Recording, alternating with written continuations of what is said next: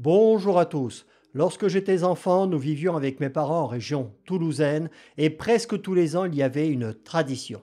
Nous montions à Paris pour aller voir une partie de la famille, mais aussi et surtout pour nous rendre au salon de l'auto. Et là, je vous laisse imaginer ce gamin, fan d'automobile et de mécanique que j'étais, qui pouvait se délecter en tournant autour de ces véhicules, tous plus fabuleux les uns que les autres. Et plus tard, lorsque j'ai eu l'âge d'avoir une 125, j'ai pu me rendre avec un copain à ce qui était, à l'époque, le plus beau salon de voitures d'exception en Europe, le salon de Genève. Avec la concession Auto-Salon de Singen, qu'il faut absolument aller voir au moins une fois dans sa vie, eh bien, il n'y avait pas mieux en Europe. Puis, j'en parle dans la vidéo qui est là, une partie de l'Europe a tué l'automobile passion. Le salon de Paris a été vendu comme le reste aux Chinois et celui de Genève, qui avait attiré plus de 600 000 visiteurs en 2019, n'en a accueilli que 168 000 en 2024. 168 000. Avec pour vedette, dans ce salon de la voiture d'exception, la Renault 5 électrique. Je l'aime beaucoup cette voiture, mais bon.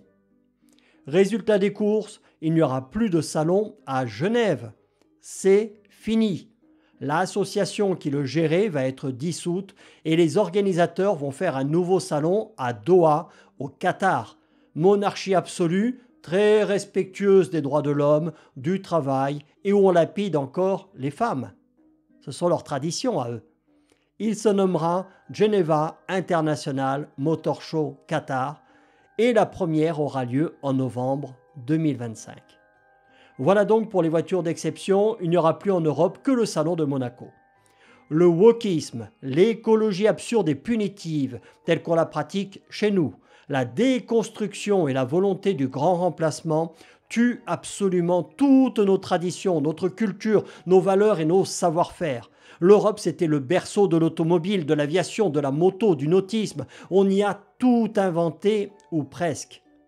Et un petit groupe de personnes à Bruxelles et dans les ministères, ont décidé au nom d'une idéologie ou d'intérêts économiques extraterritoriaux de tuer tout ça, de ruiner notre économie et les Français. Ces gens capables de ne faire que de l'autosatisfaction ont creusé une dette abyssale, ils ont ruiné le pays. Rien que dans l'automobile, avec cette absurdité des voitures à piles, on parle de plus de 100 000 emplois détruits rien qu'en France, contre à peine 10 000 nouveaux emplois créés pour cette fameuse électromobilité qui dans 10 ans n'existera plus. Et en attendant, eh bien on aura perdu tout notre savoir-faire dans le thermique. Donc je suis doublement triste. Premièrement parce qu'ils ont tué nos salons, notre économie et notre savoir-faire automobile, et secondo parce qu'ils ont éteint cette étincelle qu'il y avait dans l'œil de ce grand gamin que je suis toujours et qui s'émerveille toujours autant en contemplant une magnifique mécanique ou en entendant rugir un moteur d'exception.